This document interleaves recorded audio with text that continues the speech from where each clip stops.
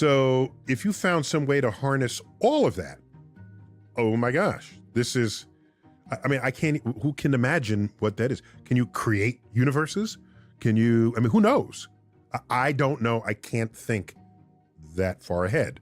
What I do know is that it would be awesomely dangerous, as any new access to energy has always become when in the hands of bad actors on the geopolitical stage. So what this has done is enabled some people, some colleagues of mine, to say, if there's a civilization type 2 controlling all the energy of its host star, would we be able to see that in our data? So why should a star-spanning civilization be visible at all? We expect to see it because physics is unforgiving about energy. Use it, and you must dump waste heat.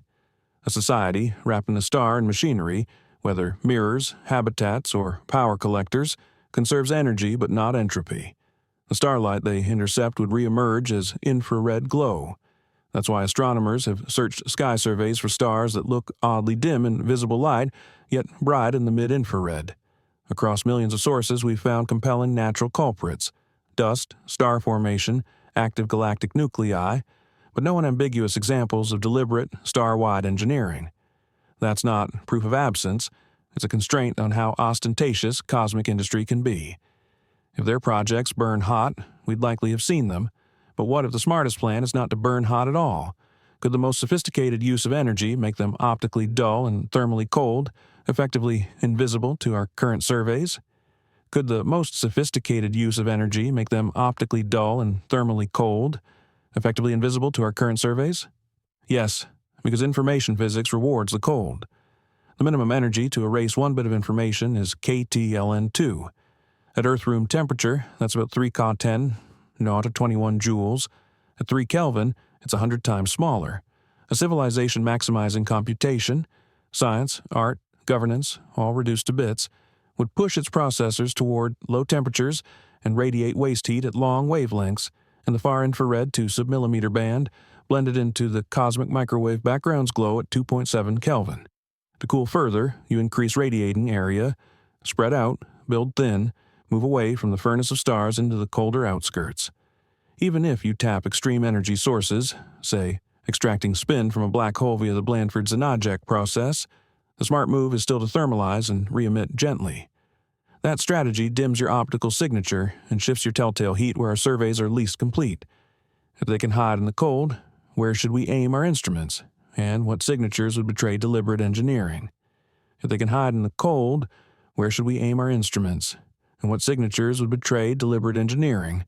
We should look for thermodynamic mismatches and engineered regularities, not fireworks. A galaxy-sized program of civil engineering would lower visible starlight relative to far infrared emission at temperatures of tens of Kelvin. Wide-field surveys have set limits on fully industrialized galaxies, and we see none nearby.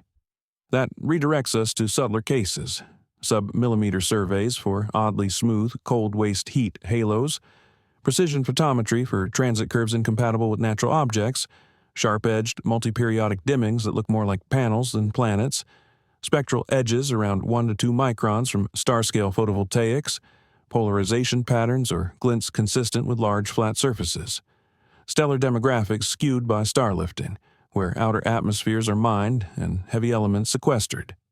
If someone harvests black hole power, look for jets whose brightness or polarization changes are quantized, regulated rather than turbulent. These are specific, testable technosignatures that complement radio and laser searches. But are we even asking the right question? Does advancement require more power, or is the higher achievement to do more with less? But are we even asking the right question?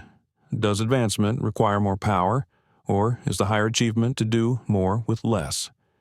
Advancement isn't a wattage contest. It's mastery over entropy. Physics ties capability to energy, yes, the Margulis-Levitin bound caps computational steps per unit energy, and Landauer sets the cost of erasing information. But you can optimize by lowering temperature, increasing coherence, and minimizing irreversible operations.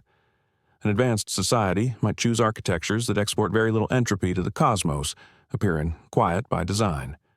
Could they wait for the universe to cool and compute more cheaply later? That estivation strategy gains efficiency as the background temperature falls, but it loses access to free energy as cosmic expansion isolates matter. The optimum is a balance. Harvest modestly now, radiate cold, and structure your activities to avoid loud, wasteful signatures. The result is an intelligence that leaves tight, disciplined footprints, coherence rather than brightness. For our searches, that means expanding beyond big and hot to ordered and cold, timing anomalies, engineered spectra, and low-temperature excesses. For us on Earth, it reframes the goal. Power without wisdom is just heat. The deeper mark of progress is control over side effects, measured not by how much energy we command, but by how little disorder we leave behind. If we learn to prize that, we become the kind of civilization our telescopes wouldn't fear to meet, and perhaps wouldn't even easily see. Like if this was interesting, and hit the subscribe for more.